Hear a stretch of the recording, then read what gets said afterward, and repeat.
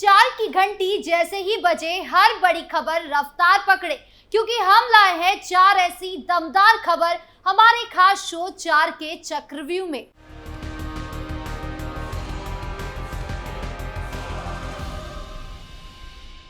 सावन की बूंदों में शिव का संदेश है, हर दिल में आज भक्ति विशेष है।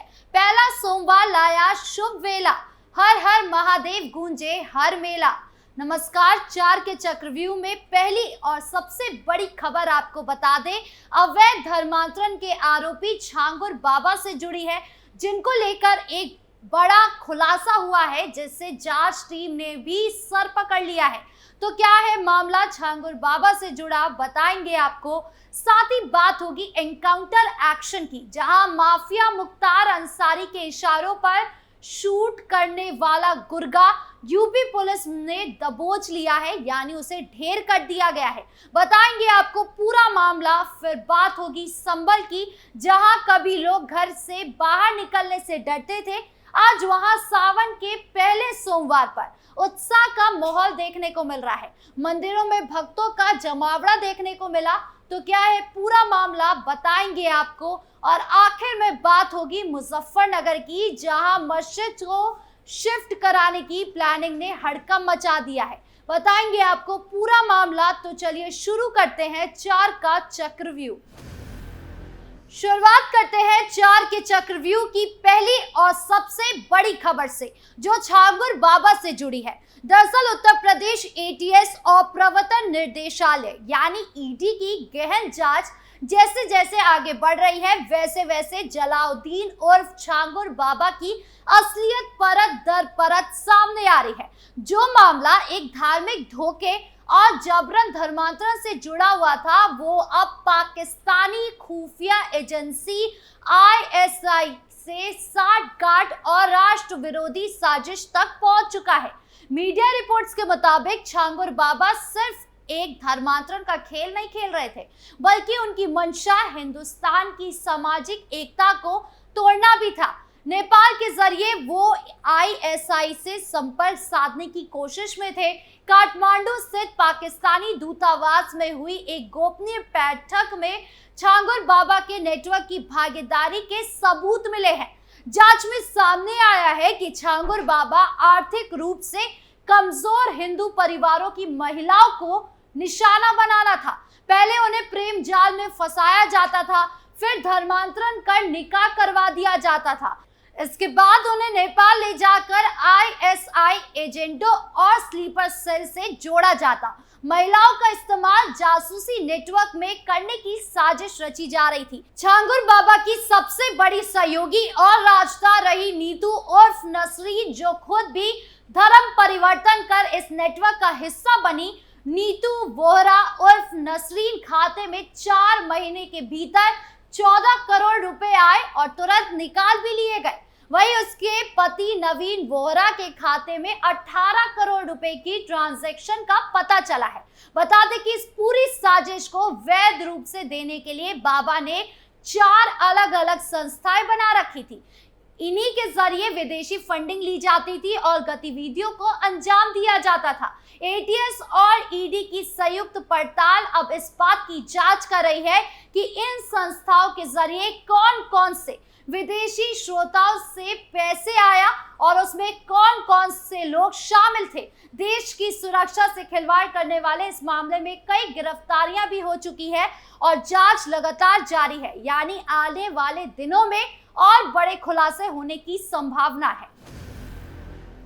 बढ़ते अगली खबर की ओर, जो एनकाउंटर एक्शन से जुड़ी है। दरअसल पश्चिमी उत्तर प्रदेश में दहशत फैलाने वाला कुख्यात शार्प शूटर शाहरुख पठान उर्फ शाहरुख पुत्र जरीफ निवासी खलापार रविवार की देर रात थाना छपार क्षेत्र में एटीएस फील्ड यूनिट मेरठ के साथ हुई मुठभेड़ में घायल होने के बाद गिरफ्तार किया गया है। 50,000 के इनामी को इलाज के लिए अस्पताल ले जाने पर डॉक्टरों ने उसे मृत घोषित कर दिया। मेरठ एसटीएफ के एसपी ब्रजेश सिंह ने बताया कि शाहरुख पठान का नाम अपराध की दुनिया में खौफ का पर्याय बन चुका था। संजीव जीवा और मुख्तार अंसारी जैसे माफियाओं का करीबी ये अपराधी लंबे समय से पुलिस के लिए सिरदर्द बना हुआ था। उस पर रंगदारी, हत्या के प्रयास और आर्म्स एक्ट जैसे दर्जनों गंभीर धाराओं में मुकदमे दर्ज हुए थे। बता दें कि जेल में बना गैंगस्टर फरार रहते हुए कई हत्याएं वर्ष 2015 में शाहरुख ने पुलिस कस्टडी में रेलवे स्टेशन पर आसिफ जायदा नामक व्यक्ति की जान से मारकर सनसनी फैला दी थी। इसके बाद जेल में रहते हुए उसकी मुलाकात कुख्यात माफिया संजीव जीवा और मुख्तार अंसारी से हुई, जिससे उसका अपराध की दुनिया में पूरी तरह प्रवेश हुआ। बता दें कि आज भी जब मुठभेड़ में गुर्गा ढेर हुआ तो वहां मौके से भारी मात्रा में हथियार और कारतूस बरामद हुए।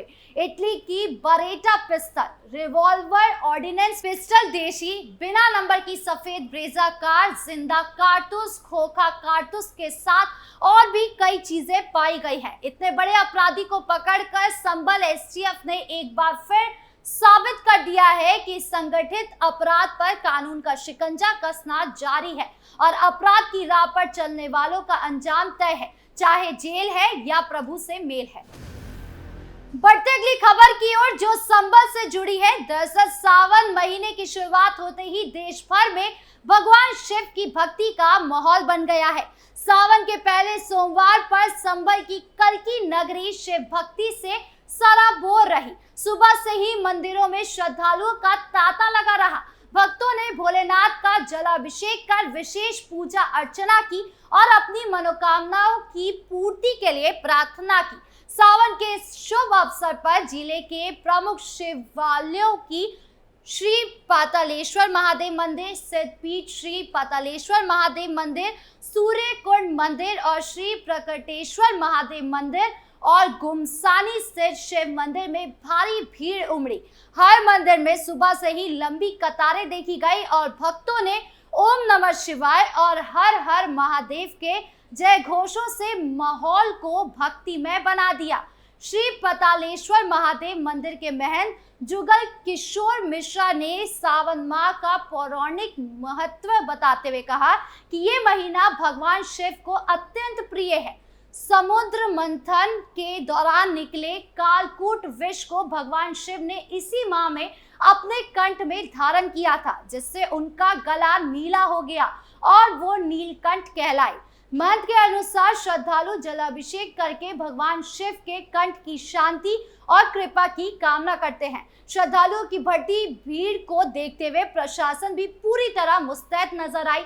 मंदिरों की निगरानी के लिए सीसीटीवी कैमरे लगाए गए और पुलिस बल की तैनाती कर दी गई।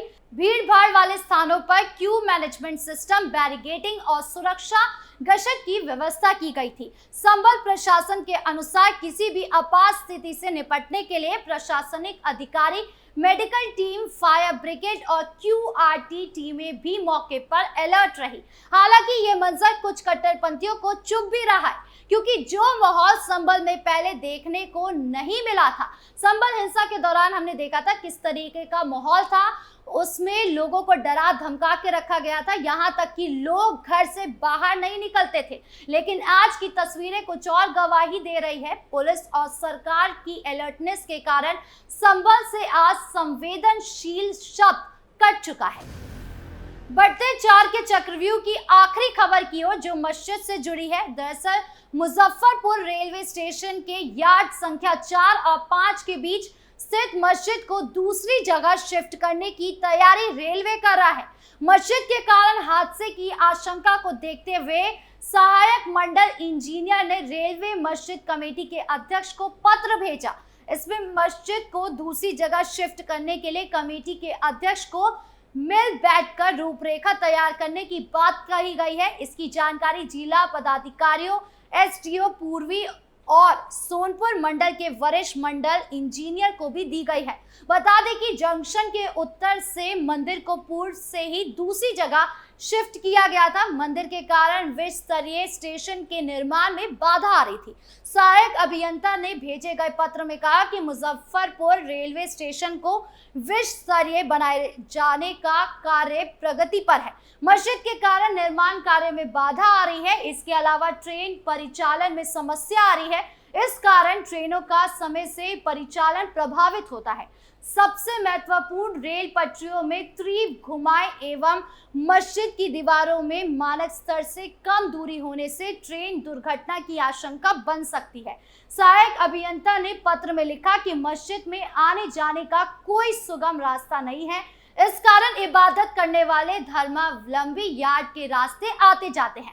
यार्ड में मालगाड़ियों के स्टेबल रहने की स्थिति में वो गाड़ियां के नीचे से पार कर मस्जिद तक पहुंचते हैं। इस कारण भी दुर्घटना की आशंका बनी रहती है। इन कारणों को देखते हुए मस्जिद को दूसरी तरफ सुरक्षित जगह शिफ्ट किया जाना आवश्यक है। हालांकि इससे कुछ कट्टरपंथियों को तकलीफ हो रही है, लेकिन आने वाले वक्त में शिफ्टिंग होकर रहेगी। बहरहाल 4 के चक्रव्यूह में इतना ही। नमस्कार।